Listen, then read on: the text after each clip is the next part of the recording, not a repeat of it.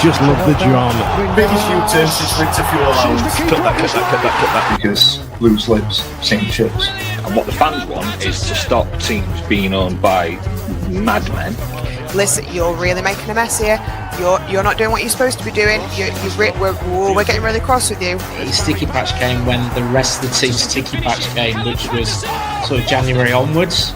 Grumble, boobs joke, hot ones. No, let me tell you, I don't have to look at this objectively at all.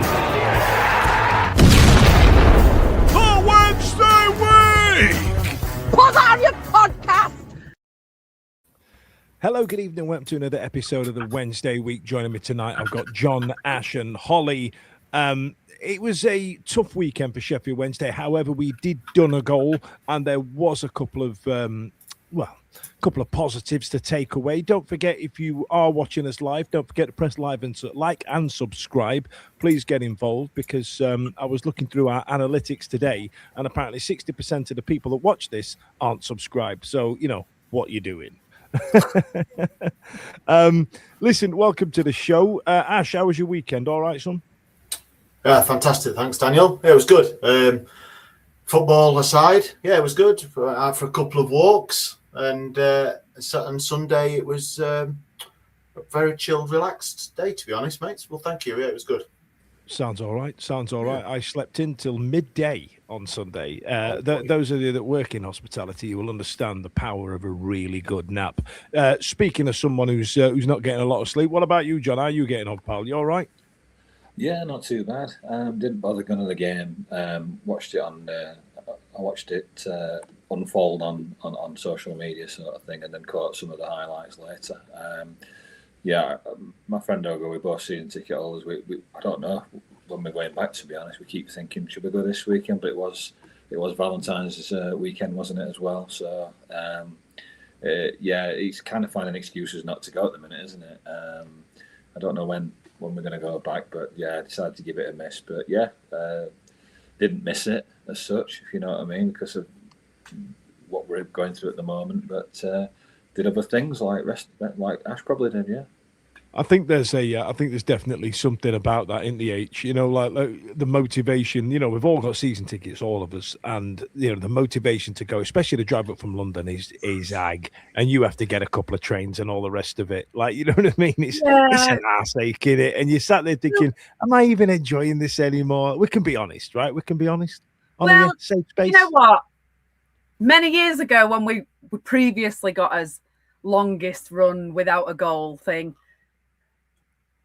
I mean, he won't be listening, so he won't mind me bringing it up, even though he absolutely ain't got over it. But when we were on his previous longest run of games without a goal, me and my dad chose to go to Burnley away instead of going to my dad's brother's wedding, because we'd seen every single minute of that time, and we thought we're definitely going to score. Like, you can't miss it.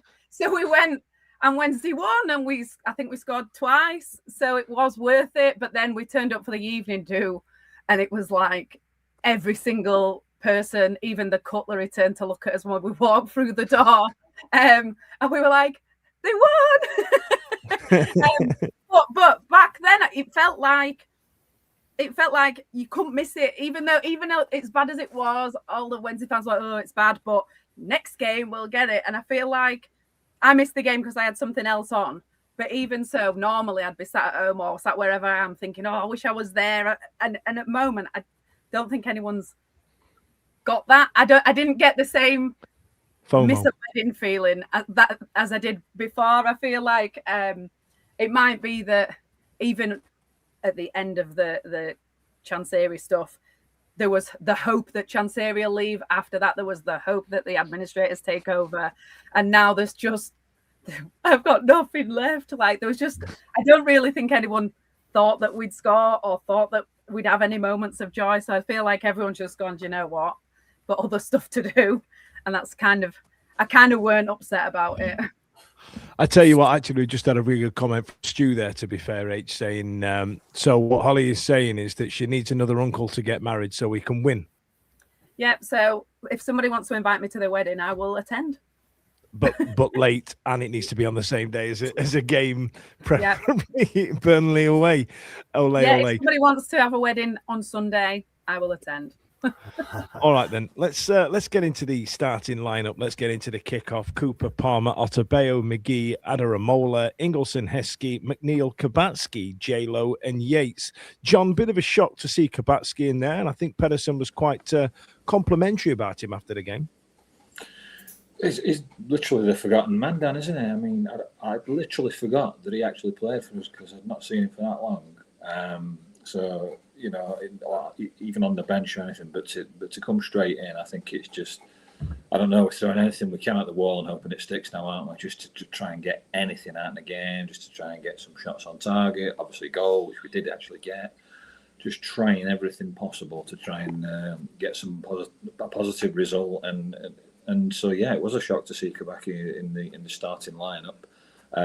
Obviously, we'll come on to his chance later in the game, but yeah, it was definitely a shock seeing him start for sure. The game, Ash. I feel that Millwall dominated early, but we had the best couple of chances, didn't we? So, you know, as John mentioned there, Kabatsky went clean through, coming down the wing, cut inside beautifully. Now, I think, you know, if I looked enough at Kabatsky's time with us, I think I could make a montage that's at least 6 or 7 clips long of him cutting in down the left-hand side, cutting in, and then ballooning a shot either at the keeper, hitting the post or wide, right?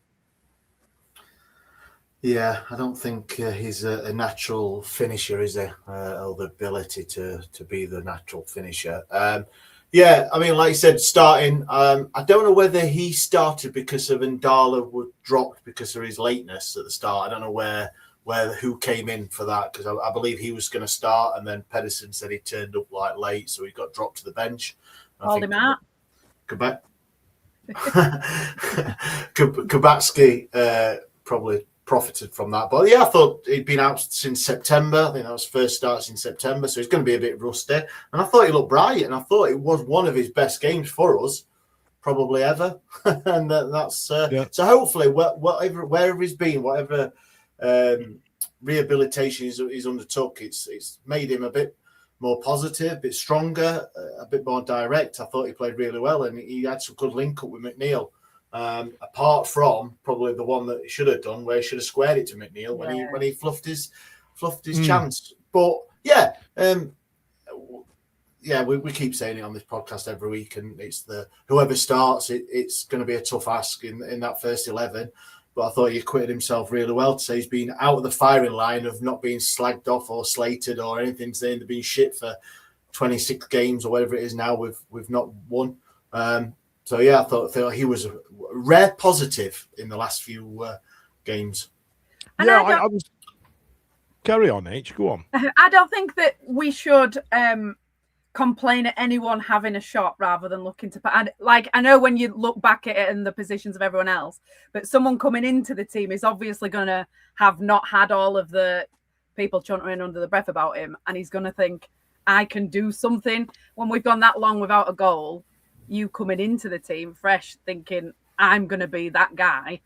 I don't think we can moan at anyone actually having a shot when we've gone so long without anything. So I don't blame him for that, to be fair. I think you're dead right, though, H, because bear in mind, I mean, let's get to the goal, right? So the first half was a bit of a dour affair, as they tend to usually be.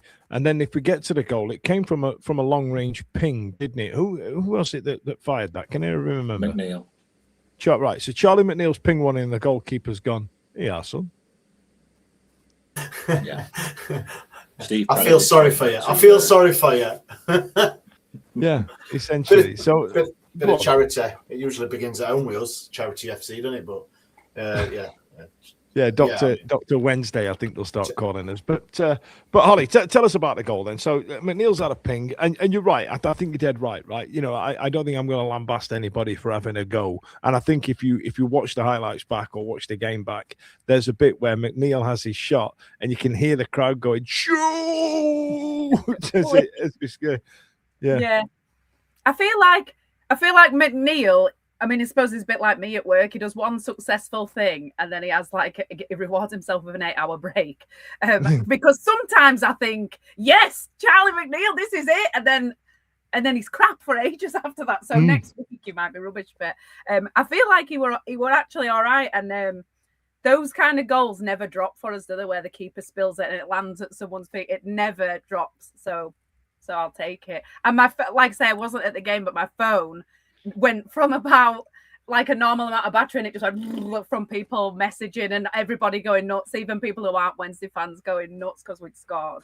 So yeah, and then it was Jamal who put it in. Now listen, we were the first to take the piss out of Birmingham H about tin pot celebrating when they beat us at our ground. Why did they have a celebration planned, and how long? Did they plan that weeks ago, thinking that we were going to score? Did they think, at Christmas or next game, I'm going to get this celebration out? Or did they plan that like recently? Have they been working on it? Because actually, they've had quite a while. They could have done the full NSYNC routine. Well, they probably thought it's been that long since we last scored a goal. It might be that long again till we score another. Let's just do something to remember it. Yeah. Like a full cheer routine. I mean, bear in mind, am I going to add that to the credits for next season? Yes, I am. It's going to be in the credits for next season. You know what I mean? It'll go well with the music. But then, right, so how long was it, Ash? 12 minutes? I think it was 7 minutes, was it, until they equalised? I think it was a bit longer. I think it was 12. I think 60 and 72, mate. Longest 12 minutes of the world. 12 minutes. Wow. Stop the count. Yeah, I mean, fucking hell. We did do a goal. I like the gallows humour from the fans. I think they've done well into where it's like, we've had a shot. And then, 1-0 up, and how shit must you be? We're winning at home. And the old routines were coming out, and it makes you chuckle, doesn't it, a little bit? It's like, the fans are well behind it. Honestly, I was sat there, and I was like, I'm just waiting for the inevitable. It's that. It was that coming. It was that inevitability of we've scored, we played really well, we had some good build-up play before the goal, and then it was just shite defending again. I think that is one of the worst things about this season, has been the frustration of we haven't been battered every week. We haven't had the 3-0, 4-0, 5-0s of every week type thing. It's been defensive ricks and the concentration, things like that are really undoing us, rather than actually getting battered every week. I think that's what I'm peed off about a bit more than anything. It's the goals are almost not earned, are they? They're almost just gifted, aren't they? Rather than just like earned. I mean, that's how football is sometimes, but it is like that. The opposition don't have to work too hard to score against us, because they know we'll be our own worst enemy, and we'll just gift them a goal by some poor defending, not being where you should be, whether you're zone or man marking, laps just switching off, actually, like you said, and it just like we just gift teams goals, don't we? Because we're that poor at the back, with inexperience and situation that we're in, that teams just feast on it, don't they? And they know that it's coming. You've got to feel sorry for Cole McGee in this moment as well, because he did really well to get on the line, and then there's a bit where you kind of go, well, "What was your plan, bro?" You know what I mean? Like you've done really well getting there. You've got goal side of the man, and then what? You're just going to let it just shellac off your leg and go in. But Ashley's right. There is a sense of inevitability about it, and that comes with it, and it's really frustrating to see. And I feel like it's that type of thing that's keeping the fans away a little bit. But then, John, 2 minutes later, yeah, same poo, different day, innit? It's just come down wing again, fires in a low cross.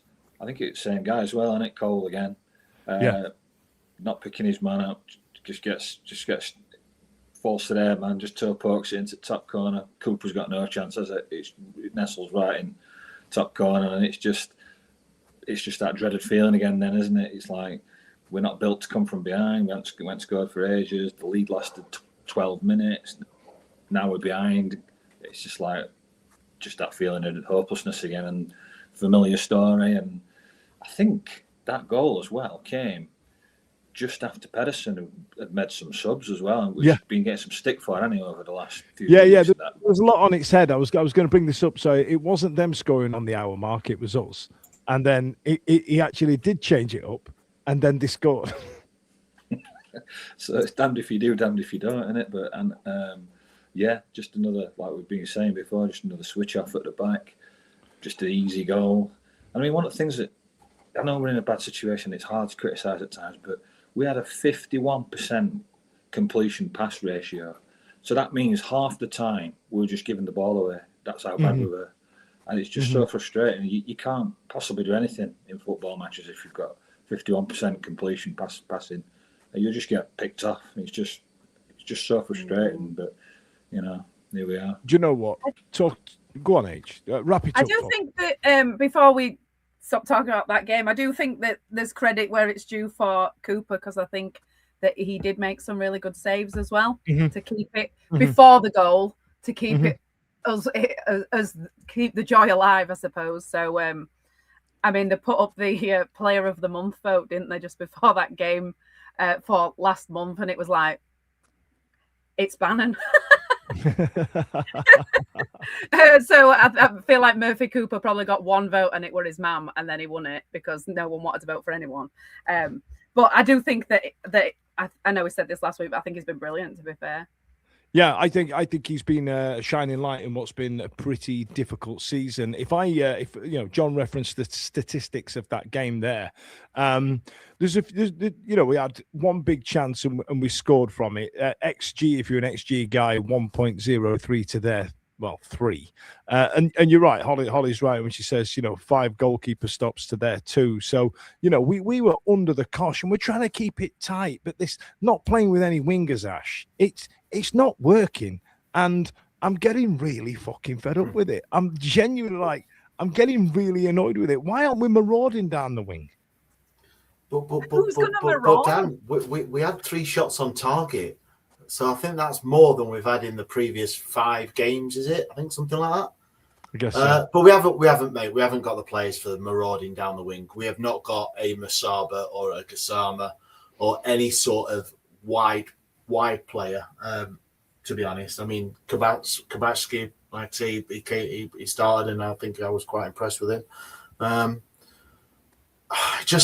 It's just so frustrating, isn't it? And I don't know what else to say, because I think I've said everything in the last 2 months of frustration and disappointment, and we know where we are. We can't complain. There's only one man to blame.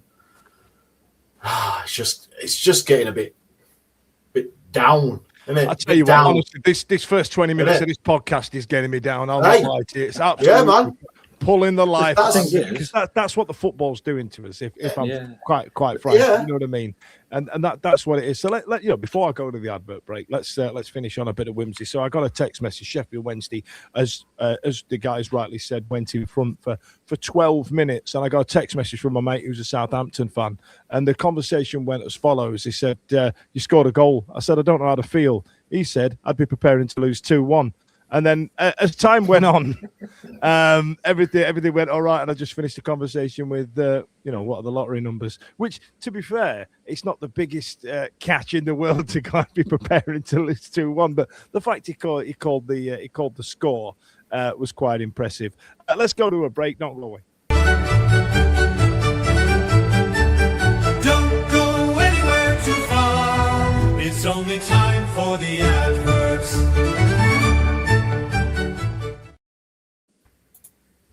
I just wanted to double check. Can you see and hear me okay? I feel like at my end, my shot's a little bit of a mosaic, and I don't know why, but I'm gonna power on anyway. So right then, let's get into some other business and talk about some other things. Now, Henrik Pedersen said at the end of the game, I'm now absolutely all in on whether he says he's proud of the boys now. So I feel like what he's doing is coming up with different ways of saying it. So he said, speaking to Radio Sheffield, he said, "I think it was a fantastic game for the boys. We played a strong Millwall team, a top team in the Championship. How we managed this game today, big respect to the boys," is what he said. So, he's saying the same thing but in a different way. Now, I know that you lot out there are quite vociferous in sort of saying to me, what else is he going to say? What else is he going to do? Play some fucking wingers. I don't know. Is anybody else getting fed up, or is it just me? But on the point of playing more wingers, realistically, playing more wingers. Subs, play some wingers. Stop playing 3 in midfield. You know what I mean? I could do it all day. But are we not playing 3 in midfield and not wingers because we're trying to keep it compact? Because then if we don't do that, and then they just bear in mind that Barry Bannan was playing against us, and they just come through the middle, then you're going to moan and say that you're going to moan that they've just easily run through the middle, which in fact you were moaning about that before, weren't it? You that were moaning about Thornton or whoever it was that were letting them just come through the middle before. No. I don't think that was me, but it's definitely been spoken about on this show. Now, I tell you what it is, right? You said it there, H. I'm getting fed up with the keeping it compact in the middle. We're losing a man on the pitch because we've got that extra man in the middle. So when we're playing a team with 2 centre mids and we're filling the midfield up with 3 centre mids, that's an extra man that we're sacrificing. John, is it me? Am I going stupid, or am I being out of order? No, I think one of the frustrating things what's coming out is that we know we're down, and it's just a matter of when rather than if. So a lot of fans and people are saying, well, why not just have a go? Just go for it. I'd rather lose 4-5-0 and have a go than try and keep it compact and we're just going to lose again 2-1, 3-1, whatever. Just have a go, pick a side, built to have a go, and stick with it through thick and thin, because the changes aren't really doing much anyway, are they? So go down swinging. I think that's what a lot of people are saying. Yeah, that's what I want to see. Look, there was more shots, right? I'm all up for that. I'm all up for more shots. That's great. But this compact, tight midfield, like, come on, man. Come on, let the kids play. I'm getting absolutely eviscerated in the comments, by the way. But, J Blogs, what wingers? And then Izzy Nick has gone with, we have no midfield and no attack. What's the alternative? You know what I mean? I'm getting absolutely creamed out about asking for midfielders that we ain't got. Give McNeil a go. Give McNeil a go down there. He's our best option, which is devastating. Don't get me wrong, because he's for all the things that Holly said earlier on. But Stu did say something like, I don't want compact, I want endeavour. I want spunk, verve, and all those other BS words. I love spunk. Get the spunk on there. Get it in and around my eyes. Get it all over the place. What the fuck are we doing here? I've just realised Ben's going to clip that. It was an intentional mucky gag, but I've just realised that's going to be on the Twitterings tomorrow. What about you, Ash? Let's wrap it up. I think you're doing Ben a disservice. That's going to be at 9:15, that, mate, and not tomorrow. I totally agree. I think we've seen it now for, what is it? I don't know. What did I say? 26 games without a win. We want something different, and like I said before, we're not getting battered 4-0, 5-0, or 3-0.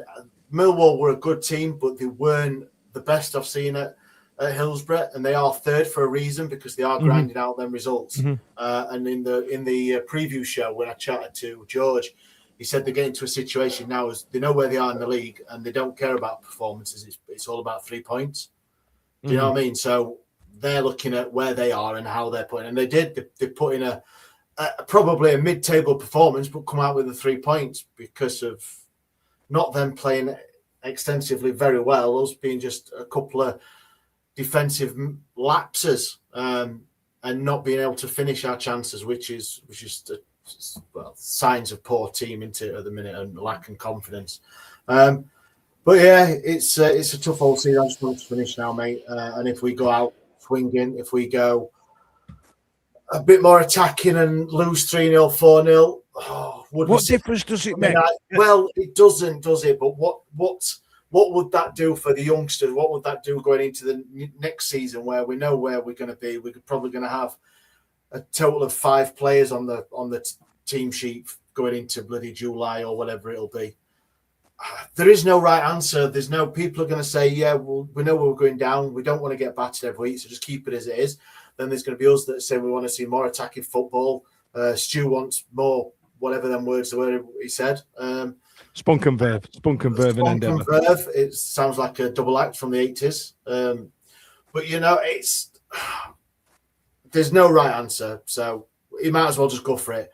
What's on the long term? What is this doing to Pedersen's managerial pedigree going forward?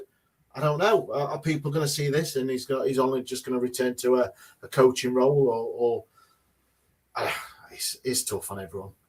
Us especially.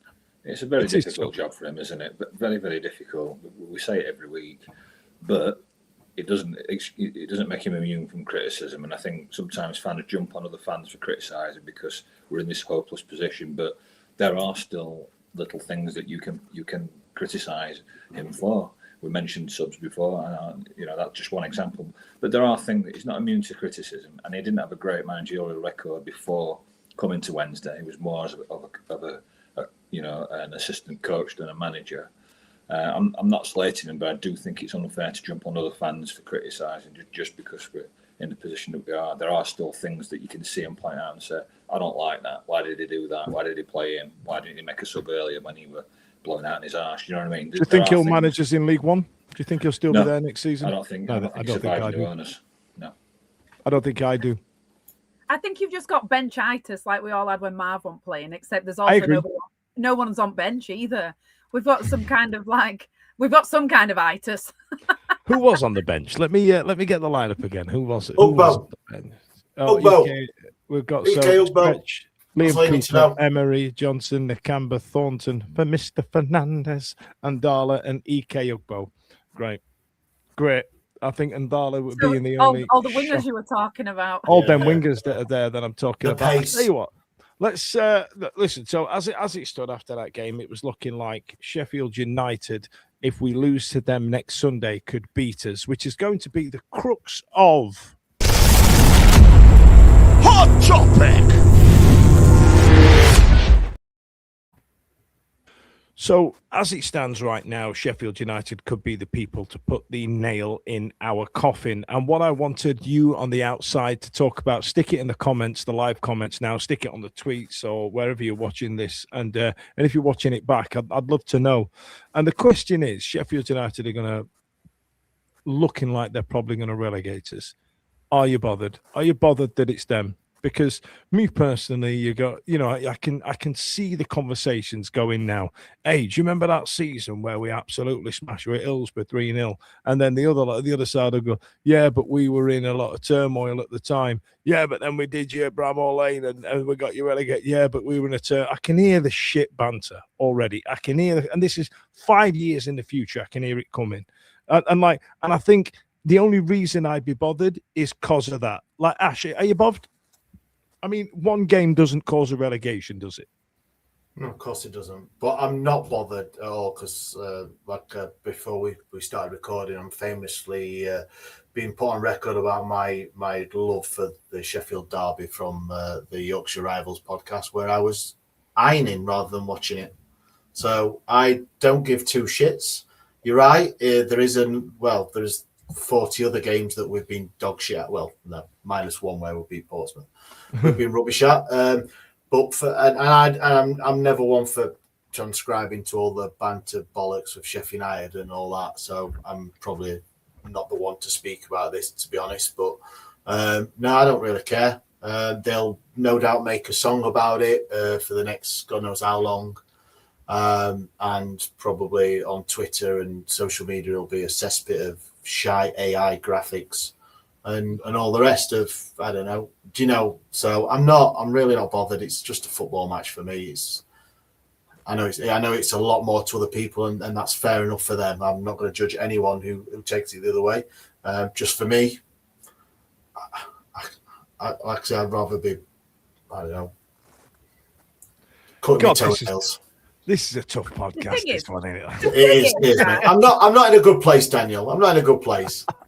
For them to take the piss out of us, and I'm sorry to everybody that's listening, because this is going to be the ultimate jinx, but for them to take the piss out of us, it would have to be a ridiculous scoreline, because 3-0 and 4-0 and 5-0 does not scare us, because that has happened. Everybody get in the line, get in the queue. That's everybody's scoreline against us. So anything that's that. So what? if they want to be basic bitches and beaters and then put it on their honours board with the 10 playoff defeats, then fine, do that because oh no, you can beat us. Well, yeah, so can literally everybody. So it does not bother me at all. But let me take you on a journey. Everybody close your eyes. Everyone that's listening, unless you're driving and you're listening to this second tomorrow, close your eyes. Imagine you're walking through the forest. This is some guided meditation for you. There's some trees blowing in the wind. It's Monday morning. You're going on the Wednesday week walk or run, and they didn't beat us. Imagine that they've took the piss out of us all season. Ha, ha, ha, we're going to relegate you at Bramall Lane. And they actually don't, because that would be absolute total the EFL if they didn't beat us and they didn't relegate us and we just got relegated the week after against whoever we've got the week after. Who cares? Or we got relegated the following Tuesday or whatever. But that would be just absolutely amazing. So dare to dream, guys. Who knows? Cole McGee might do a diving header from the edge of the box. Hold on to your hats, boys. Hold on to your hats, boys. I tell you what, John, again. right? She's convinced me now. That's happening. We're gonna win 0-0, and it's gonna happen the following week. Yeah. But I think somebody wrote there like if Macclesfield can beat Crystal Palace, then you know what I mean. Then we could get a result at Sheffield United. I feel that the caveat, the star, the asterisk that's going to be next to this season over time can get forgotten about. And the only thing that remains is the stats and the scores. So, you got young kids now, 4 or 5 years old. They'll be going, oh, Dad, what's it like supporting Sheffield Wednesday? God, they were shit, weren't they? Yeah. We used to be Premier League. Yeah, all right, Grandad, shut up. You know what I mean? But the only thing that remains in the history books is that they beat us 3-0 at Hillsborough or whatever the score's going to be on Sunday. And that kind of irks me that these figures are in the annals of history. Yeah. There's never been a situation that's been like this, though, has there? That we've beaten them heavy victories and they've beaten us heavy defeats before. But this situation, really, like, even they're going to feel a bit gross laughing about it, aren't they? Well, the pressure's on them. So I think for them, if they want to load it over us, then find it. They would do that as a right for them to do that as a Sheffield United fan, as a player. If that's what they want to do, then obviously we'd probably do the same if the boot were on the other foot. I would do the same. I'm not going to sit here and say you shouldn't do that. I do think there's context in the two teams and the fact that we were basically relegated before the season even started with the absolute decimation of the team. They might turn around and say, "Oh, here come the excuses." But I mean, come on! I mean, we have absolutely been. This team is being ripped apart. It's barely competitive in League One, to be honest, as it stands. So if they want. Does it bother me if they're relegated? No, because in my mind we've been relegated in my mind for months now. So it's just putting a full stop on it, isn't it? If it's not them, it'll be like Hollis says, it'll be week after or whatever. So it doesn't really matter if we're just being a poor squad like we've had in the past and we were down at the bottom and having no joy and miles behind everybody else, but just because we've got no money and we're a poor squad, it'd mean a hell of a lot more to me. But because really, one man's caused the issue to where we are now. To me, it doesn't have the same ring to it. It doesn't have the same feel to it at all. But this is what I mean, Joe. At the minute, it doesn't, right? It doesn't. We know where we are. We know the reasonings of why. We know that it's one man, and you shouldn't be. You know what I mean? Or you can't look at players. You can't look at pedestal. It's all down to one man. We know. But what I'm talking about is if we're going to the future, and someone at Sky Sports and their Finalysis that they've got starts whacking together a montage, and you know that when we meet each other in about 4 or 5 years, it's going to be part of that montage. And Sheffield United famously relegated Sheffield Wednesday back in 2026. You know what I mean? You can imagine that coming in, can't you? That's the bit that irks me. That's because people like headliners own it down. It's like when Dennis Law left and went to Man City and then ended up scoring against Man United, which ended up sending them down. everybody who were a journalist had got a golden pen, hadn't they? Because that was the headline writ itself, didn't it? So that's what they want. It's sensationalism because United put Wednesday down, but we're already down. We've been down for months. It's just it happened to be them that confirmed it mathematically. But we all know we've been doomed for months now. So to me, it doesn't. Yeah, it goes in the history books as that, but it would never have the same feel as if it just been a normal season where we've been poor and they'd sent us down under normal circumstances. All right, Ashley, give me some comments. What are the internet people saying? They're known for their rationale. Yeah, Craig's been on. He says the only thing winding me up was or is Radio Sheffield describing it as D-Day. My lord, how bad are they? That's not like Christ. Radio Sheffield, is it? did it have Rob Statton wearing a cap with an extreme close-up on the video? I don't know. James Cockin 6852. Even Jos Lukai got as a result of the zesty. Keep the faith. That's interesting, actually, that one, because we had no chance in that game either. We were on our arse, weren't we? Yeah, it's true. Stu Williams, playing devil's advocate, if we did this to the Blunts, we would be dining on this for years. Yeah, 100%. So don't get me wrong, right? We beat Leeds 6-0, and I'll just mention that now just because I do like to mention it, right? And I do always go on about that. But in that game, I mean, that was one of them where we just kept scoring and just kept thinking, what is going on here? But that wasn't because of this kind of situation. They were actually good. We were actually just us. And some of the planets aligned and we beat them 6-0. There's no situation where even as an opposing fan, you can feel good about beating some little kids. It's just ridiculous, isn't it? Do you know, like, you'd celebrate it a bit, like maybe if you scored one goal, you'd be like, "Wait, job done" or whatever. But like after that, you'd just be like, "It's a bit late." It's like them, isn't it? Is it Logan, Jake Paul, and Logan Paul handpicking like washed up old fighters and then selling it to Netflix and YouTube because they can just pump a load of money in and everybody. Careful, John. There'll be a rumor on Twitter tomorrow that Netflix are buying us. That's what's going to happen now. That's what's going to happen. ITK, ladies and gents. Netflix queuing up to buy Sheffield Wednesday. Free to air. That's what it's going to be. I don't. Sorry, I was just going to say the kids thing is.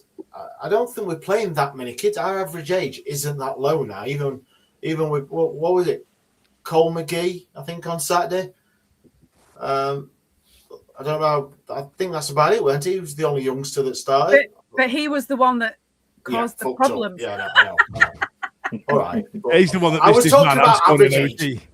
I was on about average age and the rhetoric of we're playing the kids when we're not really, are we now? Right, listen, we say we're playing the kids. Let's be honest. What we mean is we're playing the reserves because all of our first teamers have left, have been sold under our noses. That's what's happened. And everybody's really angry about the process in terms of the preferred bidder status and all the rest of it because we know that we've had two hits. We had all our players leave in the summer because we didn't pay them. And then we had another hit in January when we had another group of players leave. And it feels like it's a constant kick in the knackers from one day to the next. This isn't that we're playing the kids. It's that we haven't got a team that we can't replace like for like because we're not in a position to. But however, it's just easier to say kids because a lot of them are the reserves and they've come through the reserves. Experience. That's what it is. The experience is relative, isn't it? Like there would be nowhere near the first team. I mean, Fuseri was playing for Carlisle about 10 times, and then he's in our first team playing every week, and you just think, well, he got dropped.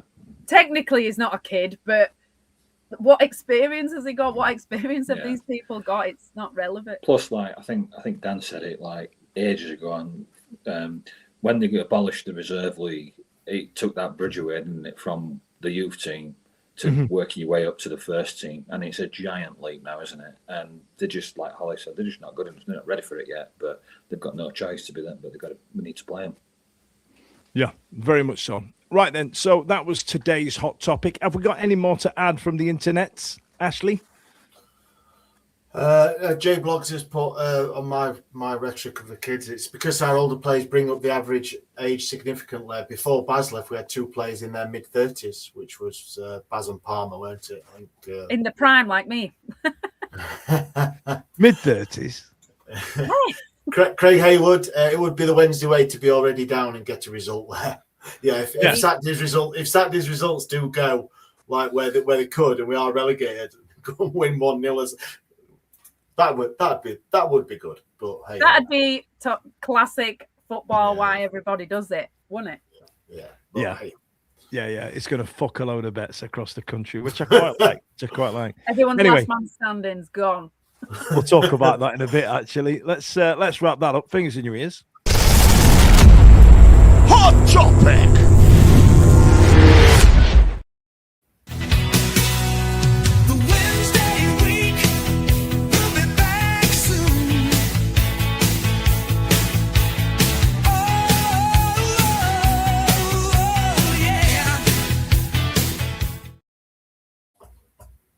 I think I've just realised this is one. It's my favourite one. That one. It's my favourite one. That one. Do we have a hip hop one as well? I like that one. But the Whoa Yeah 80s power ballad advert song is my fave. So as you'll notice, this is a very tough podcast to do because I think we're now at the point where we're all a bit fed up and we've got relegation looming in our faces, and there's a few things that we need to talk about as well. So, Holly, we've missed Deschamps Bernard, haven't we? I feel that had he have been fit, we probably wouldn't have kept hold of him these last 6 months. What do you reckon? Yeah, do you think someone just keeps like tapping his ankles every time he sort of gets nearly fit? They announced that like he were pretty much dead and gone, and then they changed their mind and said that he might be back. But I can't imagine that even he wants to come back and play at this point. You know, like. Maybe because he's an international, but I feel like, is that going to help him? How would that? I don't think he's going to come back. I think you might be right. It's like they're scouring every transfer market to see if there's any windows still open so they can get the hell out of here, isn't it? Really? But, Yeah. Because there was an article the other day saying that he suffered an injury setback, and then Pedersen reassured supporters that he's not suffered a significant setback. It was a setback for him. You can play. Yeah. I saw put on Twitter. It was like, he suffered a setback. He's injured out for another thing, and then basically his agents phoned the club and gone, no, he's not injured, because if he's injured out again, it's a bad luck for him. So no one will want to sign him. So he's not injured. He's just taking longer to come back from his initial injury. So it's like backtracking. Same one. If he comes out on crutches or with like a peg leg or something like that, you know what I mean? Like that'd be his age. You've got the best agent in the business. It is a shame with him, because I do rate him actually. I think he is a good centre half, and obviously we had all the big thing of re-signing him from that 1 year. Made a big thing of it, and he's just been injured, hasn't he? He's just so unlucky with injuries. The thing is, Ash, you can't sell an injured player unless you're Shea Dunkley, you know. So there you go. We bought him with a broken leg, didn't we? So. The interesting thing is, when it comes to Deschamps Bernard, he was one of. Do you remember the summer just before before? We signed something like 13 players, and we got Deschamps to sign a contract, and it was so late, and then we spent all that money on Ike Ugbo, and we got Windass over the line. It was quite it was when we signed Jamal Lowe. We were doing announcement videos and all the rest of it. There was so much coming, and the Deschamps Bernard one was quite late on, and I feel that might have been the straw that broke the camel's back in terms of wage. And then Ike Ugbo's transfer in terms of transfer kitty. Those two signings specifically probably brought about Chansiri's demise probably sooner than what we'd have given it. And we've got nothing out of either of them. And we've got nothing out of it. You know what I mean? We've blown the transfer kitty, got rid of him, the wage budget. Then Chansiri's gone. So if Deschamps Bernard from the injury bench and Ike Ugbo from the shed in which he needs to have 2 barrels put through the side of his head has managed to get rid of the chairman. The Jordan Rhodes on us, aren't they? Injured. Yeah. And that's it. Right then. So let me talk about some proper news for a moment here. Now, in terms of the takeover as it goes, the preferred bidder status has gone to James Board, right? And the consortium and the like. Now, The Times reports that prospective Sheffield Wednesday owner James Board is being sued by his former business partner Jonathan Cohen over Board's investment in Spanish club Cordoba Club Football. Board's consortium currently holds preferred bidder status. Legal documents filed in Clark County, Nevada, allege Board misled Cohen to investigating by claiming that Cordoba were debt-free when they allegedly had around £23 million in debt. So essentially, Board's going, hey, buying this with me, are they in any trouble? Nah, mate, 23 million though. It turns out. And Cohen also claims that Board took control of a Bitcoin account, which was worth roughly $6 million.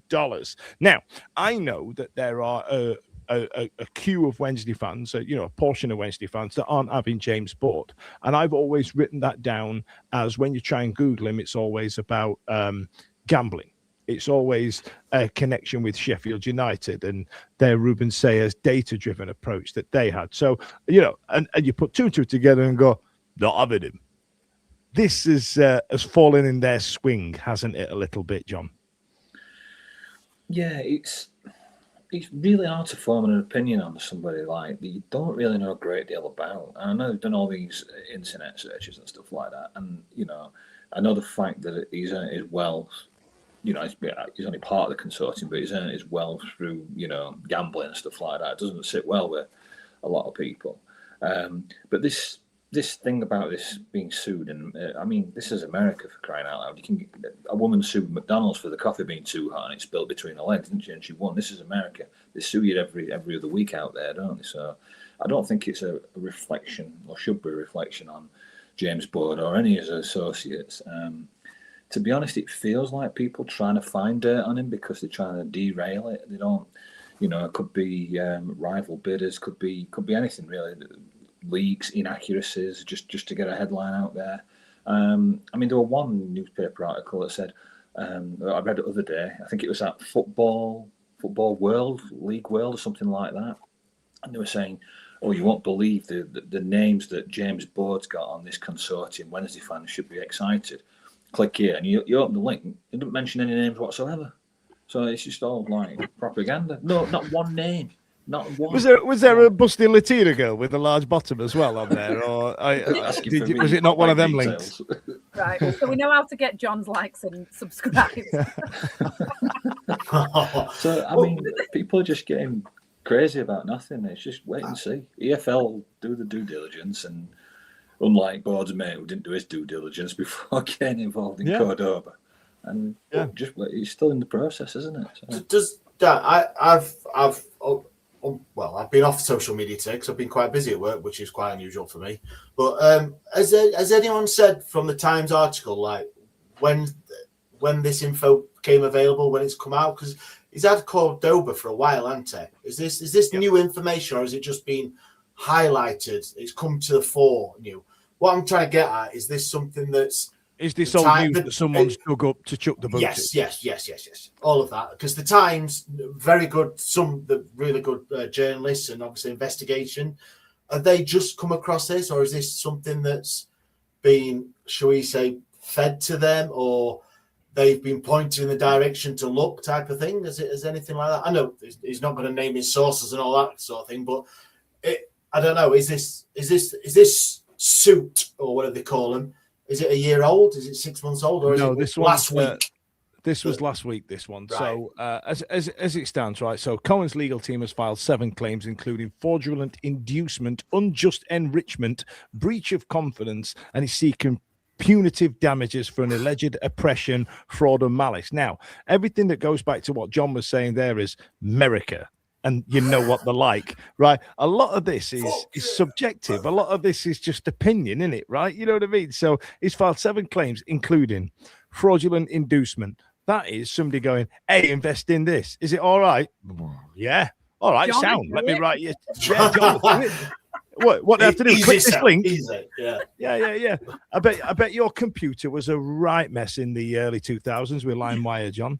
I'll send you an email, John. I've got something you can invest in. Yeah. It's all. The thing is, it's all this clickbait stuff, which is rife now, in it more than ever. And then this AI, people don't know what's real anymore, do they? The AI. I tell you what, there's a picture doing the rounds today on my timeline, and it's a linesman getting a kid's bike thrown at the back of his head, and the amount of people looking at it going, "Oh my God, I can't believe it. Turkey's mental, innit?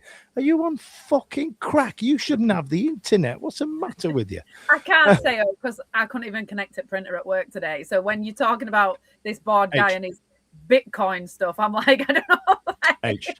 H. No one can connect to the printer at work. That you know what I mean. And what it is, what they try and force you to do is you call the man at IT. He's a miserable prick, and they always are. And then they go, "Oh, you have to raise a ticket." Fuck off. Just give me the access to connect to the printer. Do you know what I mean? I did ring IT and I mentioned the football, and they went, "Oh, I don't watch football." And then we sat in silence while he fixed it. Oh, sound great. Because you've got nothing else to talk about, H, have you? That's it. That's it. And I'm not even good at talking about this. Next time, loop John in, and he can talk about busty Latinas and see if he's into them. My only thing on the takeover stuff is that all I can envisage is that Mike Ashley put the bid in months and months ago, and then just went, "I'll see you in March," and he's just doing that smug belly laugh thing that he does where he's like, "Yeah, whatever I offered you back in whenever October, I'm gonna decrease that value now by 10 times, and I'll give you about £1 if that's all right." I did say earlier we're worth less than back to Bedlam in a small town Kex these days, aren't we? We really are worth nothing. We're worth more than a piece of card that sold yesterday for $16 million or whatever it was. That bloody Pokemon card. Yeah, that's we're worth less than that, a piece of cardboard. But no, going back to like the owners and stuff. There's gonna be something on every potential owner. Mike Ashley's someone put in the comments. Mike Ashley's been in court a couple of times for tribunal things. There's going to be skeletons in every preferred bidder, no doubt. There's going to be some, and then we've just mentioned about there's going to be people on either side of that fence chucking shit or protecting this and doing, because that's what it is, isn't it? If you've lost out, or Mike Ashley's lost out, or whoever's lost out, they're going to find a way of derailing it to be able to pick it up for a song, or even cheaper than what it was. So, Jordan said, "Here's £20. Call me if you need me." Yeah, stuff like that. Yeah, of course. Well, like it could be Carvajal crumpled up 20, couldn't it? So you can have that. So for me, there's people are gonna, whoever wins and whoever gets the right to buy Sheffield Wednesday, there's going to be people on either side of that fence. There's going to be good, there's going to be bad, everyone. So it's just going to be a shit show. Whoever buys it, it really is. And I'm getting peed off with it, to be honest. But I'm peed off. I think you're absolutely bang on the money there, Ash. Because look at some of the richest owners in football. So what do you want? Do you want your club to? There's like Newcastle that got that. I think they're one of the richest now, and then they've got Saudi owners, haven't they? And so naturally, some fans are a bit against that because of human rights records in Saudi Arabia, etc. So I'm not going down the politics rabbit hole, don't worry. But you're absolutely right. You'll find something on every single owner that there is. From whatever background they are. I think even Mandarich were, I'm not going to, slander him or anything, but I think even Mandarich had criticism before he even came to Wednesday when he was at Portsmouth. I think there were issues there at one time. You'll always find something. And people don't always make that kind of money without, for a reason. And there's dark arts and everything in that sort of business, isn't there, that we're not privy to. Are we back? Right, sorry, I was doing a little windy pops there. It was catching me up. Right then, so as it stands, he's getting sued. We'll see how it goes like that. But it looks like James Bourne himself isn't really entertaining it much. Is that it? That's an odd-looking man, isn't it? Yeah, I'm sure he was a villain in Jean-Claude Van Damme's AWOL. Looks just hell of a reference. Has it got any busty Latinas in it? Is that why you've seen it? Anyway, let's move on into the nice thing, shall we? Holly, I'm going to you can go first on this one while and you could do the big reveal. So if you listened last week or if you've been getting involved, we've been doing the Run and Walk Fans Together challenge. We're running or walking cumulatively as a collective to get to 1,867 kilometers before Easter. I think it is. We've got a few weeks left, So that started last week. We're 1 week into it. I have to say, before we reveal how far we've got so far, me and Fudge and Ash and John have put in very limited kilometres so far, but we have done some. Sai's done loads. Oh no, Ash has done loads. It's me and Fudge that are letting Sai down. But everybody has been brilliant, and in the chat, everyone has been so encouraging to get each other out and about. The whole point of it is just to blow off the cobwebs and get people's mental health sort of a little bit more steady than things are at the moment, with loads of stuff going on in the world and in the world of SWFC. So it's been really good. Like I say, really, really good vibes from everybody. And after the first week, we've got to 501.46 kilometers. So we've got like quite considerably into it. So thank you to everybody. If you haven't signed up yet, there is still time, because anybody's amount that you add in, you can add 1k in, and that's just as valuable as someone who does 10k. It's just however much you want to do, walk or run, whatever you want to do, just to add a little bit to the total. And a big shout out to Stu, because before we came on, we realized we were just under 500. So I put a shout out in the chat for some people to get the last bit in, and he, fair play to him, he actually did. he wanted to leave, but he felt too bad about it. So big shout out for that. Yeah. Ash, do you want to talk about you going out there and getting out and doing it? Because I know some people have tried to, just chuck in their movement for the day and go, yeah, that's what I did today. No, the point of it is to get out and do extra on top of what you do for the day, innit? Yeah.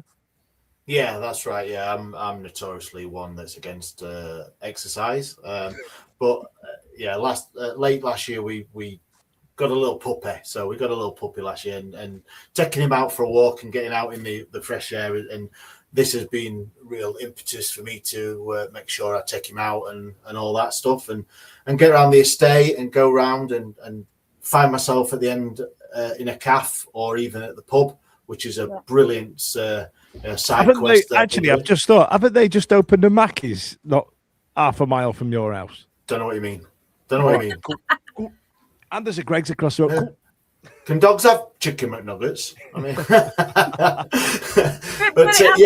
it has been really good for people. There has been some people who said that instead of like the getting a lift somewhere, that they've been walking that distance instead. A few people have gone out when they really didn't want to. I've had a few messages separate from the chat saying, I just want you to know that I didn't want to go, but I did it because I've signed up to it and I actually felt better afterwards. I know, and I'm sorry, I know it's February and the UK has had a record number of days in a row for rain. So I can. And we've made everybody get out of the house. But we'd moan if it were too hot as well. So. The other side thing of this is that they've been nominating people to do a playlist, so a walking playlist, running playlist, or anything, and with a theme. So if you get involved, then you may be asked to come out with a theme and pick 10 songs. I think it is Dan in the thing, just to get people motivated. And there is some questionable playlists, and no doubt if you've not met any of the people in the chat, you will get a good feel of what they're about with their playlist suggestions. Hey, Daniel, it's my favorite one. Fireball. Right then, Ashley, talk about your thing now, please. Now, as you know, ladies and gents, it's the most wonderful time of the year for everybody but Mrs. Ash. So I'm gonna let you tell everybody about it. It's a big announcement, boys and girls. Yes, it's that time of year. We softly announced it last week, but it's coming up to Easter. Every time you see the supermarket, it's going to be full of those really expensive shit bits of chocolate that you can get cheaper from B&M or anything like that. So, but we have got for 2026, it's the Easter egg drop, the TWW now annual Easter egg drop, because it's 3 years on the trot, so we're calling it annual. And this year we are asking for your donations for PACT, our charity partner, the Children's Hospital Charity, and the Sheffield Wednesday Community Programme.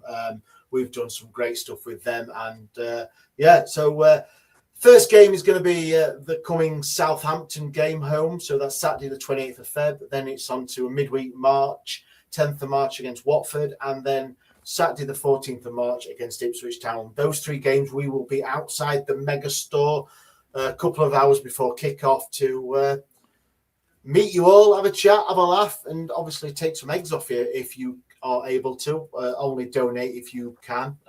Obviously, if you're able to, that would be fantastic.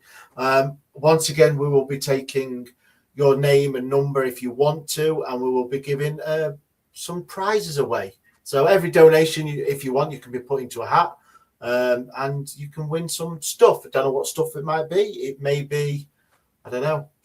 Inflatable unicorn. Yeah, no, inflatable banana from the Imra banana from the store, or a Aussie Owl hat, maybe. A clickable PDF of John's internet history on things he's been emailed. Oh yeah. Can I have one of them? A signed Dan Fudge photo, Talksport's Dan Fudge photo, one of those proper press ones, they used to pick up from the reception thing. Yeah, that's it. Yeah, with your head. I'll get some done. Shot. That'd be quite funny, actually. But yes, please get in touch if you're not able to come to a match and you still want to donate. Drop us an email, DM, or however you want to carry a pigeon. Send your mate round to my house, whatever. Or if you'd like to collect at work and you get a couple that can come and collect them, we just want to get as many as we can because. It's great. It's a great worthwhile cause. Obviously, giving other kids diabetes, but could support Sheffield Wednesday, couldn't you? So. Well, Craig said Easter egg chocolate is the best chocolate in the world, so should be sold all year round. So there you go. Oh, that's controversial. Yeah. That one. And if you are in a Tesco's currently with your club card for £3, you can get them Cadbury's, the cream eggs, but they're a cake. Oh my God. Sweet child of mine and Jesus of Nazareth. Would Charlie like that? Yeah, they're not gooey, so you're all right. There is none goo unleashed. Right then, let me wrap this up for the last bit. So, ladies and gents, as the things we were talking about there, the run, for example, we're in a little group chat, we're in a little community there. It's something that you should very much get involved with. And the other community that we've got is one where somebody puts their accumulator in, and we've got one where people are genuinely talking about some heartwarming things. There's one called Hugs and Stuff, I think, isn't there, where people are talking about sharing some experiences and some nice stories and looking for some kind of support. We've started to get this little network up, and it all came about from Stevie's predominantly setting up some gambling, and that's where it's all come about, this community. And we've just about to start our next one, so this one's really important, and I promised Stevie I'd talk about it. So we're now into our 8th last man standing competition. Now you pick a team that's going to win at the weekend, and if your team wins, you go to the next round. It's £10 to pay in, and once you've paid in, you keep going until there is one last man standing, and you can only pick one team once. So, for example, you can't pick Man City, Arsenal, or Liverpool every week, for example.